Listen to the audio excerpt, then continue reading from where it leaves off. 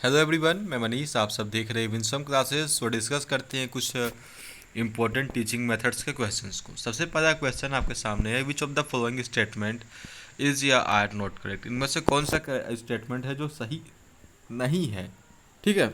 Language is one of the most important and characteristics forms of human behaviour. तो guys ये सही बात है।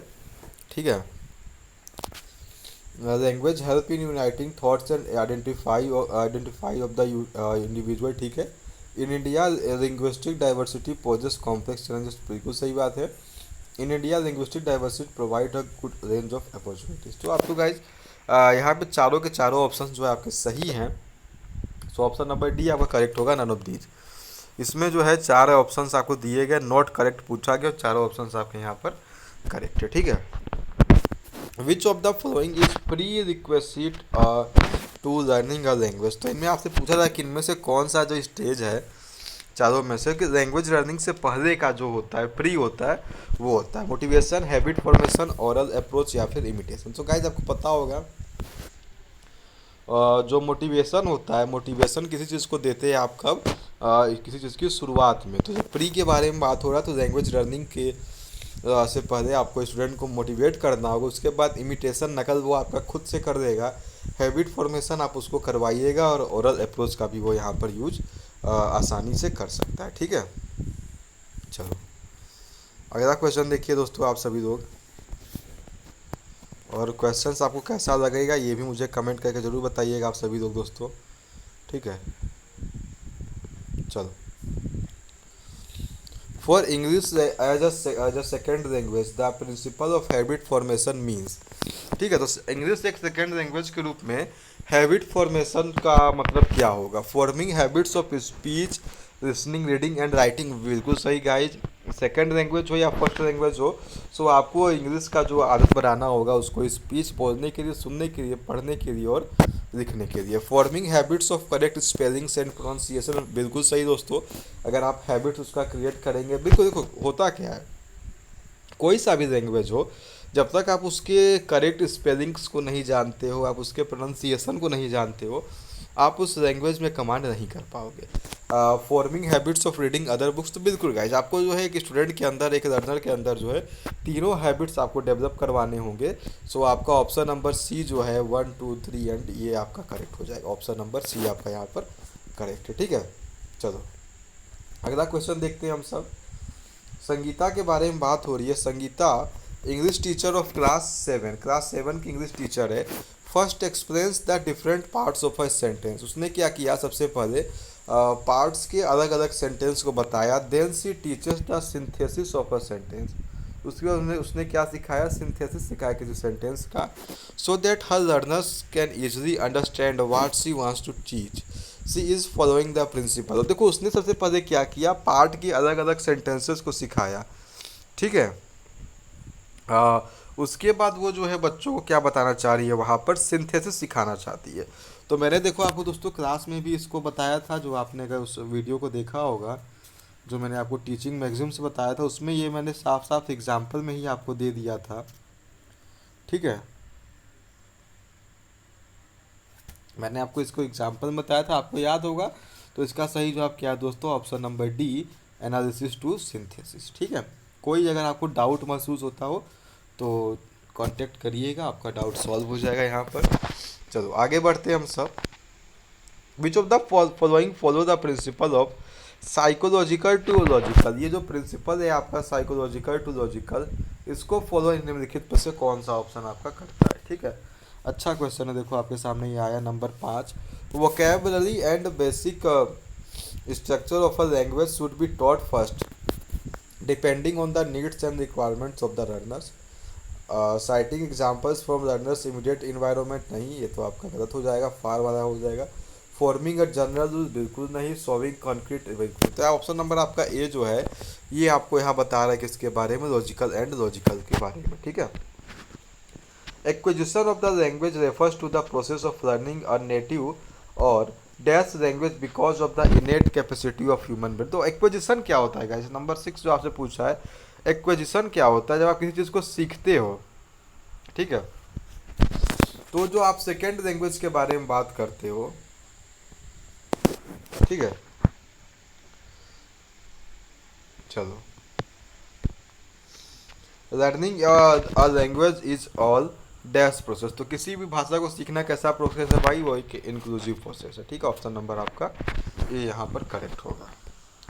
Since the British rule in India, English has been a language of administration, courts and laws. This comes under the dash function of the English. तो English का कौन सा function है जिसके अंदर ये सब आता है? तो इंग्लिश इज एक रेगुलेटरी फंक्शन के अकॉर्डिंग जो है आप इसको यहाँ पर फॉलो करते हो। ऑप्शन नंबर आपका सी यहाँ करेक्ट होगा, ठीक है। ये अब चार्टर पे क्वेश्चन आ चुका है। मेकाले का जो चार्टर आया था इंडिया में उसके बारे में बात हो रही थी। This charter authorise the governor general in council to spend a sum of not less than 1 lakh of rupees each year on the revival and improvement of literature for the introduction and promotion of knowledge of science of the western world among the British territories in India. This charter was, तो ये कौन सा charter था जिसमें ये बात कही गई थी? तो गाइस 1813 का जो चार्टर था उसमें ये आदेश दिया गया था कि आप 1 लाख रुपए जो है कम से कम खर्च कर सकते हैं प्रत्येक वर्ष, ठीक है। बीएड में आपने इस टॉपिक को बड़े ही प्यार से बड़े अच्छे से पढ़ा होगा। अंग्रेज ये चाहते थे कि हम कुछ चुनिंदा लोगों को पढ़ा लिखा दे, और जब वो एक पर्टिकुलर ग्रुप जब पढ़ लिख लेगा ना, तो फिर वो ग्रुप क्या करेगा, हमारे लिए काम करेगा, हमारे पक्ष में काम करेगा। बट इसका अपोजिट होता है, जब भारतीय पढ़ लेते हैं सो वो अपने अधिकारों की बात करने लगते हैं, ठीक है। चलो 10 की ओर बढ़ते हैं। सो प्रीति Thakur, English teacher of class 4, always tries that her learners should pronounce the word correctly. They would spell the word correctly and have a correct intonation. Which aspect of language development she tries to develop in her learners? तो एक class 4 की teacher है जो प्रीति, वो चाहती है कि जो उसके स्टूडेंट्स हैं वो क्या करें, उनमें जो है लैंग्वेज को प्रोनाउंस करने का जो वो होता है ना, वो स्किल अच्छे से आ जाए, ठीक है। सो डैट वो क्या चाहती है वहाँ पे, तो आपसे यहाँ पूछा जा रहा है कि वो कौन सा, एक सेकेंड, अच्छा नंबर 10 छूट गया था, इसको देख लो पहले। In 1965 the parliament act declared that England English would continue to be used as an. तो इंग्लिश पार्लियामेंट्री एक्ट जो यहाँ पे पास हुआ था, देखो इंग्लिश क्या है, हमारा एक एसोसिएट ऑफिशियल लैंग्वेज है, ठीक है। सो पार्लियामेंट्री एक्ट हमारा 1965 में पास करवा के से यहाँ पे डिक्लेयर किया गया था कि इंग्लिश जो है हमारे उसके एक एसोसिएट लैंग्वेज के रूप में जो है आगे कंटिन्यू किया जाएगा, ठीक है। अब प्रीति ठाकुर के पे आते हैं नंबर 11 की ओर। सी वांट्स कि उनके स्टूडेंट्स जो है करेक्ट प्रोनाउंस करे और वर्ड्स को यहाँ पे करेक्टली स्पीक करे, ठीक है।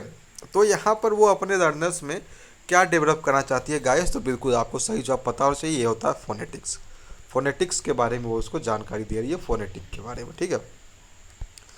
Which of the following statement is incorrect, इनमें से कौन सा स्पेलिंग जो है क्या है यहाँ पर स्टेटमेंट इनकरेक्ट है, बाकी इनकरेक्ट की स्पेलिंग ही आपकी गलत है ना। चलो नंबर 12 की ओर बढ़ते हैं। तो इसमें देखो guys, language has 3 constituents, sound, vocab and structure. बिल्कुल ये आपका सही जवाब है। The main focus of teaching English is passing the examinations through cramming, ठीक है। तो यहाँ पे पूछ रहा है कि जो इंग्लिश टीचिंग, इंग्लिश का मेन फोकस क्या होना चाहिए, एग्ज़ाम को पास करना। ये तो I don't think use of following statement is incorrect, कौन सा स्टेटमेंट यहाँ गलत है, तो I think option number B जो है दोस्तों आप यहाँ पर गलत करोगे। Regional speed habits do not influence pronunciation of English words, ये सही बात है, करेक्ट है। तो आपका ऑप्शन नंबर बी यहाँ पर दोस्तों आप इसको कंसिडर करना, ठीक है, ऑप्शन नंबर बी। चलो the chief aim of Kothari commission, तो कोठारी कमीशन का चीफ एम क्या था गाइस, कोठारी कमीशन गठन क्यों हुआ था, तो to promote multilingualism and national harmony, ठीक है। तो मल्टी जो ढेर सारी भाषाओं और नेशनल हार्मोनी को प्रमोट करने के लिए। विच of the following is not a characteristics of curriculum, इनमें से करिकुलम का कौन सा कैरेक्टरिस्टिक्स नहीं है गाइस, नंबर 14 ध्यान से देखिएगा। So the content, teaching strategies and learning experience which will be necessary to achieve the educational planning, बिल्कुल इसका कैरेक्टरिस्टिक्स है।